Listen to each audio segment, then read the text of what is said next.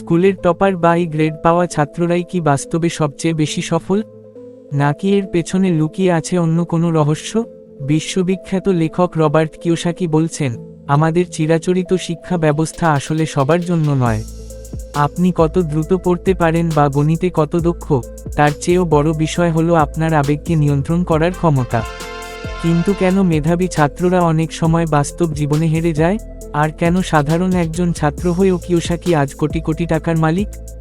মস্তিষ্কের সেই গোপন 3টি অংশ যা আপনার জীবনের সাফল্য নির্ধারণ করে, তা জানতে ভিডিওটি শেষ পর্যন্ত দেখুন, যেখানে কিওসাকি কথা বলছেন সরাসরি বাংলায়।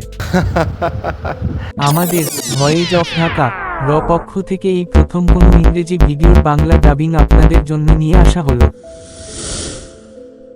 আমি সবসময় একটা প্রশ্ন করতাম, কিভাবে আমি এই গ্রেড পাওয়া মেধাবী ছাত্রদের হারাবো, কারণ স্কুলে আমি সবসময়ই একজন সি গ্রেড ছাত্র ছিলাম। পরবর্তীতে আমি বুঝতে পারলাম, আমাদের পুরো শিক্ষা ব্যবস্থাটাই আসলে আমার মতো মানুষদের জন্য তৈরি করা হয়নি। আমাদের শেখানো হয় মূলত পড়া এবং গণিতে দক্ষ হতে, কিন্তু আমার সেই দক্ষতাগুলো ছিল না। আমি খুব ধীরগতিতে পড়তাম এবং লিখতাম, কিন্তু আমার একটা শক্তি ছিল, আমি নিজের সাথে কথা বলতে বা নিজের আবেগ বুঝতে পারতাম খুব ভালোভাবে। 30 বছরের গবেষণায় আমি বুঝেছি, মেধাবী ছাত্রদের হারানোর একটা সহজ উপায় আছে। আমাদের মস্তিষ্কের 3টি অংশ থাকে, বাম মস্তিষ্ক, যা বিশ্লেষণমূলক এবং যা দিয়ে আমরা স্কুলে পড়াশোনা করি, ডান মস্তিষ্ক, যা সৃজনশীল, আর সবশেষে আছে আমাদের অবচেতন মন বা আদিম মস্তিষ্ক, যা আমাদের ভয় এবং লোভ নিয়ন্ত্রণ করে। স্কুলের ভালো ছাত্ররা সাধারণত বাম মস্তিষ্কে খুব দক্ষ হয়, কিন্তু বাস্তব পৃথিবীতে যখন কোনো সমস্যা আসে, তখন আমি আমার সৃজনশীল ডান মস্তিষ্ক ব্যবহার করি। অধিকাংশ মানুষ কেন জীবনে বড় কিছু করতে পারে না জানেন? কারণ যখনই তারা কোনো নতুন ঝুঁকি নিতে চায়, তাদের অবচেতন মনে ভয় দানা বাঁধে। সেই মুহূর্তের ভয় বা লোভের কারণে তাদের চিন্তা করার ক্ষমতা বন্ধ হয়ে যায় এবং তারা অনেকটা দমে যায়। আমার ভেতরেও প্রতিদিন একটা লড়াই চলে।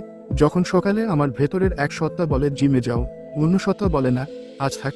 যখন আমি বলি আমি ধনী হতে চাই, আমার অবচেতন মন বলে ওঠে, তুমি তো একজন লুজার। এই লড়াইটাই আসল। আমি ভিয়েতনাম যুদ্ধে যা শিখেছি তা হলো, যে ব্যক্তি নিজের অবচেতন মনের ভয়কে নিয়ন্ত্রণ করতে পারে না, তাকে দিয়ে কোনো কাজ হবে না, কারণ বিপদের সময় সে ভয়ে পালিয়ে যাবে। টাকা আয় করাটা আসলে খুব কঠিন কিছু নয়, যদি আপনি আপনার ভয় এবং লোভকে নিয়ন্ত্রণ করতে পারেন।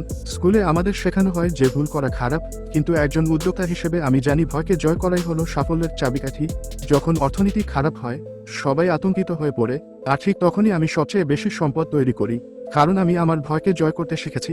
তাই শেষ কথা হলো, আপনি ক্লাসরুমে কতটা ভালো ছিলেন তা বড় কথা নয়, বড় কথা হলো বাস্তব জীবনের কঠিন সময়ে আপনি নিজেকে কতটা নিয়ন্ত্রণ করতে পারছেন।